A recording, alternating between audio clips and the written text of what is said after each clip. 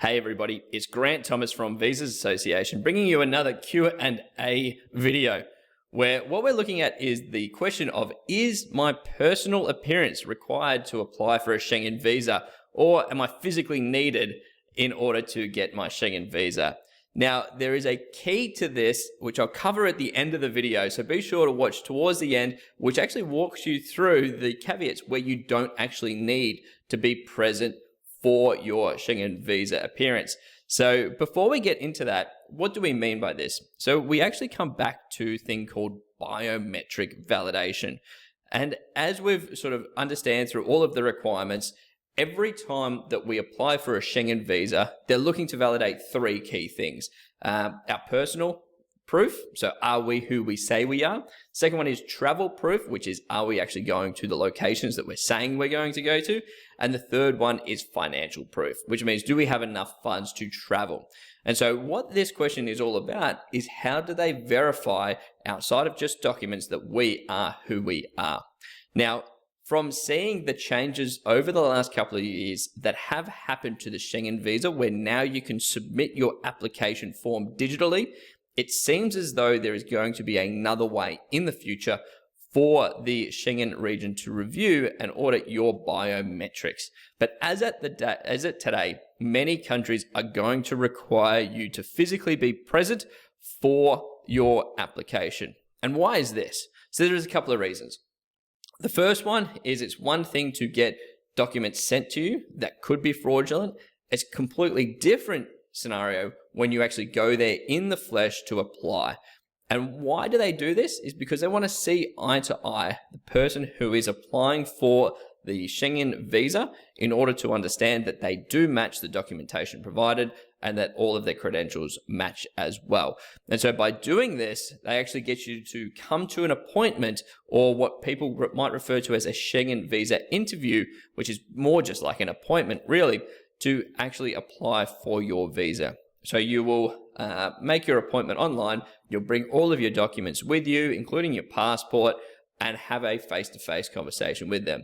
In most countries such as like Vietnam, Russia, Philippines, etc., that require a Schengen visa to travel to most of Europe, you will be fingerprinted at that time of your appointment. And this again just goes to validate you are who you are. So they will do a few things. They will get all the documents, they will see your passport, and they will say, yes, you are that. They will look at the photographs that you've provided, look at yourself and say, yes, you are who you say you are. They will then take your fingerprints to make sure that to see if it matches anybody else in the Schengen database, or if you've applied under a different name within the Schengen database. So this really takes the fakeness out of any potential fraudulent passports, fraudulent utility bills, fraudulent birth certificates, and puts a physical element to it, right? And all of it is just a way to validate that the people coming into the Schengen region are who they say they are. And so what else kind of comes into this in regards to the interview? So the first one is the simple answer is yes, you have to go. It is just part of the process, but they're going to get your fingerprints, they're going to get your documents, and they're going to ask you questions. And what I'll do is I'll link to a video which has the common interview questions of a Schengen visa application so that you kind of know what to prepare for when you go into that application. Now, when they go and do the biological scans, essentially they're going to do 10 fingers and they're going to scan each one of your fingers. And when you actually travel to the Schengen region, across the border crossing, you'll be required to provide the same scanning again in order to enter the country. And this will go through and do scan matching and make sure that you are the person who has applied.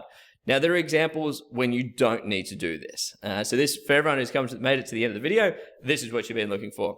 So if your fingerprints have been scanned by the consulate or embassy or the Schengen region in the last 59 months, you don't need to go and do it again. And so this still doesn't remove the need to go and book an appointment or actually go and apply. It just means your fingerprints aren't necessarily going to be scanned.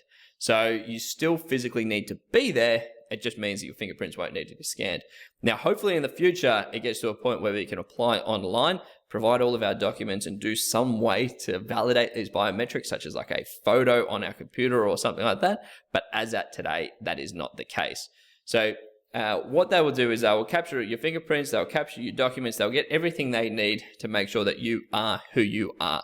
So unfortunately, as of today, you are still physically needed in order for you to apply to a Schengen visa, and biometrics is one of the key reasons for that, as well as to obtain your passports and your documents, etc. Although most of your documents will just get uploaded online anyway. So hopefully this video has helped. However, if you've still got more questions, comment down below and ask away, and we'll do more videos like this to help you further in your journey.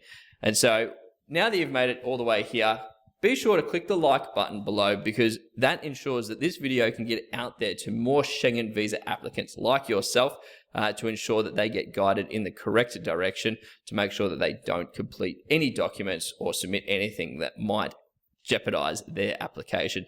And whilst you're there, please click the subscribe button, because what that means is any updates or changes to the Schengen requirements, you will be notified as we do new videos and inform everybody about them. So what I'll do is I'll link to some other videos that might help you out with your Schengen visa application. But it's been an absolute pleasure, and I look forward to hearing your successful trip through Europe, as well as your successful Schengen visa application. Enjoy.